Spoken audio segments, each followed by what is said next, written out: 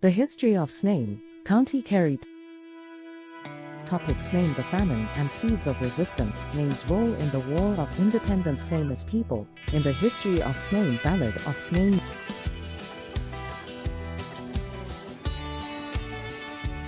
Old Sneem, a small village nestled along the beautiful Ring of Kerry in County Kerry, Ireland, holds a special place in the heart of Irish history.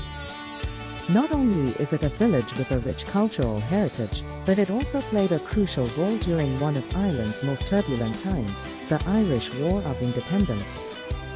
In this story, Sneem emerges as a microcosm of Irish resilience, where the echoes of patriotism, suffering, and hope reverberated through the community. The famine and the seeds of resistance. The story of Sneem begins in the Great Famine, which ravaged Ireland from 1845 to 1852. The famine, caused by the potato blight, decimated the population. In County Kerry, as in many other parts of Ireland, families faced starvation, disease, and displacement. As people perished in vast numbers, many others fled to seek a better life in foreign lands, particularly in the United States. In Sneem, the famine left a permanent scar. The land, once rich and fertile, was decimated by the crop failures. It is said that families who once lived in thriving agricultural communities saw their livelihoods slip away, leading them to either die or emigrate in search of survival. The famine's aftermath changed the landscape of Sneem forever. The local economy, once tied to farming and agriculture, faltered, and many of the young men and women found themselves traveling far beyond Ireland's shores. Sneem's role in the War of Independence. Empire the world had ever seen, and it was here that British and Irish delegations hammered out the treaty which ended the War of Independence but also sowed the seeds for civil war. The 5 Irish negotiators were Minister for Foreign Affairs Arthur Griffith, Minister for Finance Michael Collins, Minister for Agriculture Robert Barton, and 2 lawyer TDs Eamon Duggan and George Gavin Duffy. Controversially, Irish leader Eamon de Valera did not attend. The negotiations opened on October the 11th, with Irish emigrants keeping a vigil outside. Among the issues, the future of the already existing Parliament of Northern Ireland. How much control would Dublin have over defence, finance and trade? And most of all, would the new state be an independent republic or stay within the British Empire? Over 2 months of negotiations, the British had refused on 3 separate occasions de Valera's principal offer of external association, which would see an independent Irish state associate willingly or voluntarily with the British Empire. And this, of course, was abhorrent to the British, who valued the crown and the empire above all else. With the 2 sides digging in, the talks were close to collapse. The last hope for a deal rested on a final, strenuous and exhausting negotiating session starting at 3 p.m. on December the 5th. For 6 hours the talks dragged on around the cabinet table. In the end it came down to a brutally simple proposition from Lloyd George: sign the deal on offer or face the war that would immediately follow rejection. Griffith agreed to sign but said he couldn't bind his colleagues. Not good enough, said Lloyd George. It was 5 signatures. By the early 20th century, Sneem was a focal point for IRA activity in County Kerry. The community of Sneem was staunchly nationalist, and many of its young men took up arms against the British forces. IRA operations in Sneem, one of the most significant actions involving Sneem men, was the Glen Bay ambush of March 1921.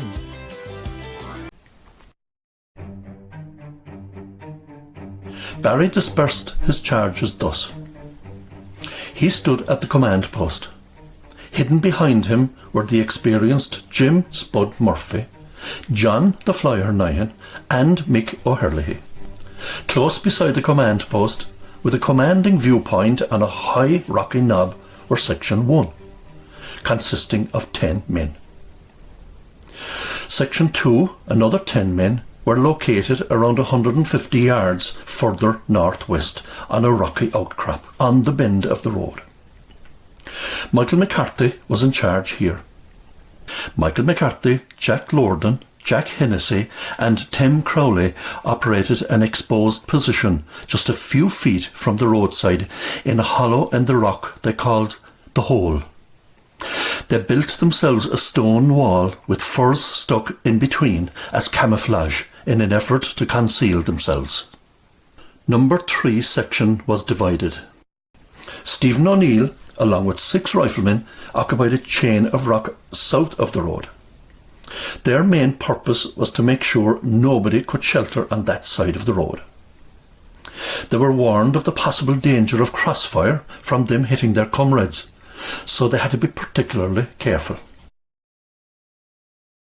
The remaining 6 riflemen of number 3 section were dispersed around 60 yards north of the road bend to cover the possibility that a third lorry might arrive. There were unarmed scouts positioned north of the ambuscade to signal the enemy approach. Also, there was one scout positioned south of the command post to watch the Dunmanway Road. A small group of IR fighters from Sneem, including Dan O'Sullivan and Jack O'Connell, participated in a successful ambush of a British convoy travelling through the narrow roads near Glen Bay.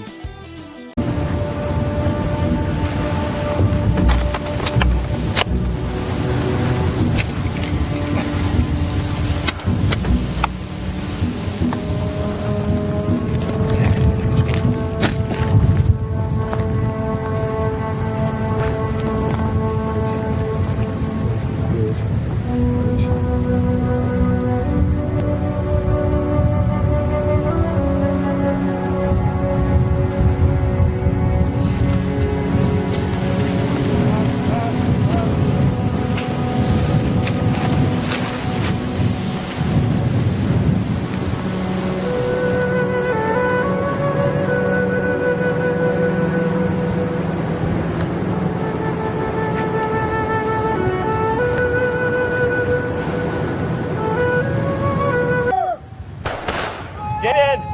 Congo! Go down, check. Congo, cover Damien. Simba. Chin. Watch the position from here. Don't let it right before you go there.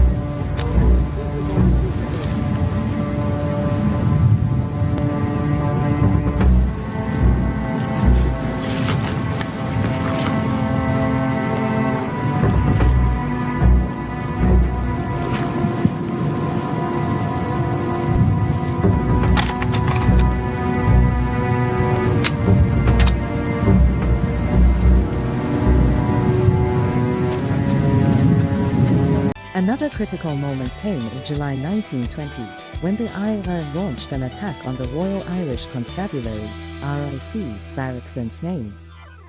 The IRA was assisted by Catholic priests. Father Casey often provided secure locations to hide from the British soldiers. Sean the Blacksmith O'Regan, a local leader, spearheaded the assault. The raid was a bold, swift operation that saw the RIC officers forced to retreat, and the IRA seized weapons and ammunition, significantly weakening British control in the area. But it wasn't only through violent means that the people of Sneem contributed to Ireland's fight for freedom. The IRA's raids on British supply lines and military barracks were often coordinated with public support, which included fundraisers and moral backing from people like Father Casey. Famous people in the history of Sneem and Sneem, music was not just a means of entertainment, but a form of resistance and unity. The well-known ballad about Father O'Flynn has its origins deeply rooted in Sneem and connects two local clerical personalities, one Protestant, the other Catholic. The former, the Reverend Charles Graves, 1812 to 1899, Bishop of Limerick.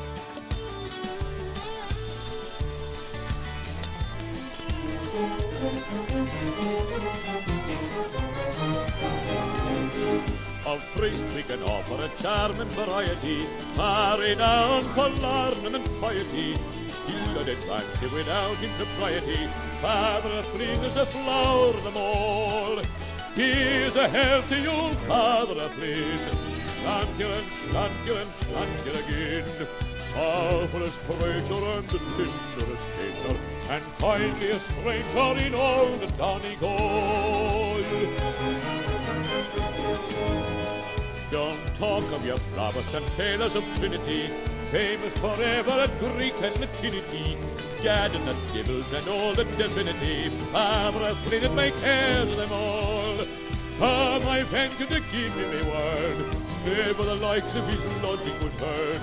Down from mythology into theology, growth and ontology beat the call. Here's a health to you, father of Flynn, slanker again. Musicians like Sean O'Ryan, a gifted accordion player, used his talents to bolster the spirits of the IRA fighters, but before the raid on the British supply train in May 1921, Sean played a tune to inspire the fighters, imbuing them with the courage they needed for the perilous mission. Sean was known to play at secret gatherings, where messages were passed and plans were made for further resistance. The raid itself was successful, and the seizing of British supplies gave the IRA an advantage in the region. Bridget O'Connell, whose violin was as much a part of the resistance as the rifles and revolvers, organized musical events to raise funds and raise awareness of the Irish cause. Her concerts were held in hidden corners of Sneem, where the sound of traditional Irish music, lively jigs and solemn ballads filled the air.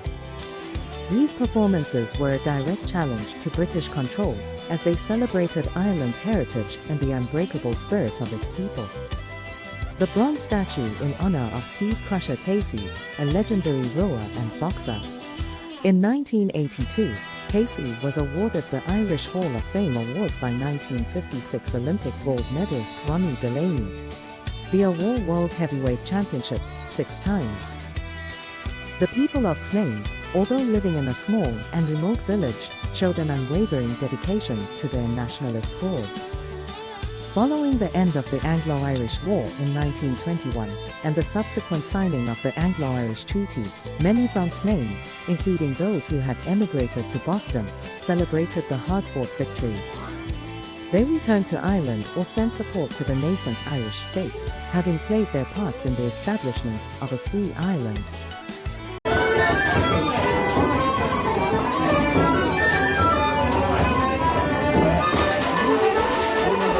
They reminded them of a village that, despite its small size, stood tall against the tides of history, carrying with it a spirit of freedom that would never be extinguished.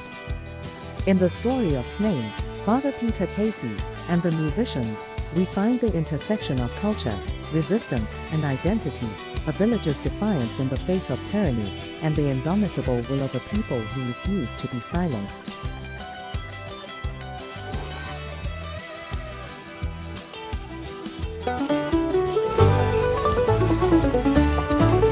From the hills where the rivers flow to the heart of Kerry's glow, a village where the winds still know of freedom and the seeds we sow. The famine's pain, the tears we shed, but through the dark we carried ahead with pride and hope that would never die.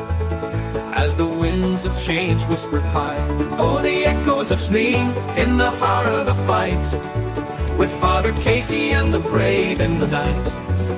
Through the songs of the land and the rhythm of the sea, they fought for the soul of Ireland to be free. Oh, the echoes of Sneem in every heart that stands, with music and courage they gave us our land.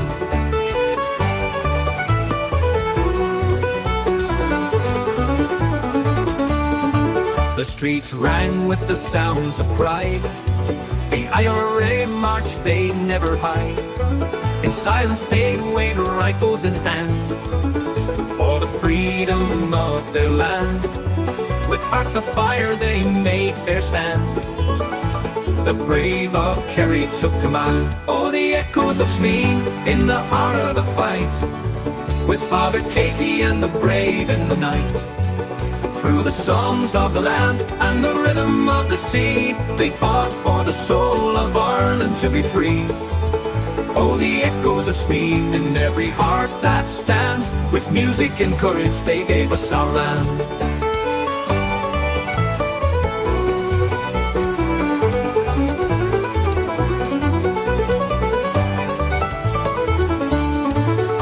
Through violin strings and accordion sound, The spirit of Sneem is still around. For every note and every fight, the legacy of Sneem burns bright. Oh, the echoes of Sneem in the heart of the fight, with Father Casey and the brave in the night. Through the songs of the land and the rhythm of the sea, they fought for the soul of Ireland to be free.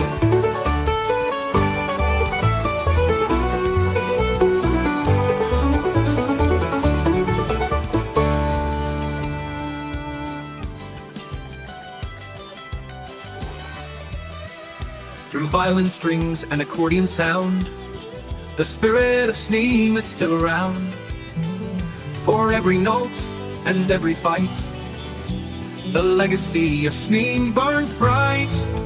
Oh, the echoes of Sneem in the heart of the fight, with Father Casey and the brave in the night.